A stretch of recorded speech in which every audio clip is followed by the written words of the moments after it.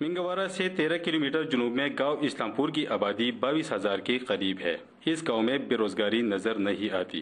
یہاں چھوٹے کارخانوں کے علاوہ گھر گھر میں تقریباً 35,000 کڑیاں لگی ہوئی ہیں، جن پر روایتی طریقے سے چادریں بنائی جاتی ہے۔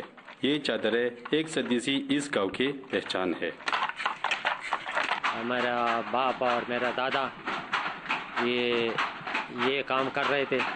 میرا جو ہے نا، آپ بتاتے خود، میرا اس کام سے بہت زیادہ محبت ہے۔ چالوں کی اس صنعت میں اسلامپور کی مردوں کا ہی نہیں، خواتین کا بھی اہم کردار ہے۔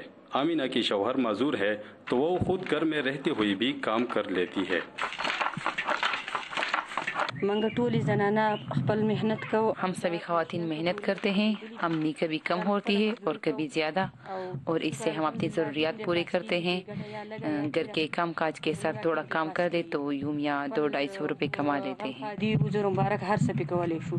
سوات میں بدامنی کے دور میں اسلامپور سے بہت سے لوگ نقل مکانی پر مجبور ہوئے، جس سے اس صنعت کو گہرا نقصان پہنچا اور یہ کاروبار تقریباً ختم ہو گیا۔ گاؤں میں کڈیا تو پھر سے تانا بانا بننے لگی ہے اور ہنرمندوں کو انتظار ہے کہ اچھے دن کب لوٹیں گے۔ باہر سے لوگ آتے تھے ادھر، وہ ہمیں آرڈر بھی دیتے تھے، لیکن ہم تھرڈ مین کے تھرو جو ہے وہ سپلائی کرتے تھے۔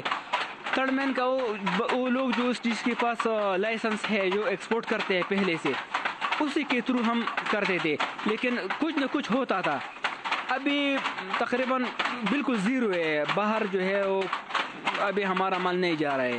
علاوہ ہمارا لوکل مارکیٹ ہے پنڈی میں، کوئٹہ میں، پشاور میں۔ اسلامپور میں کوئی ٹریننگ سینٹر موجود نہیں، مگر کوشش کی جا رہی ہے کہ زیادہ سے زیادہ مرد اور خواتین چادریں بنانے کی اس مقامی صنعت کا حصہ بنے، جبکہ کاروبار بڑھانے کے لیے اسلامپور میں تیار ہونے والے مال کو اب 3 ملکوں میں متعارف بھی کرایا گیا ہے۔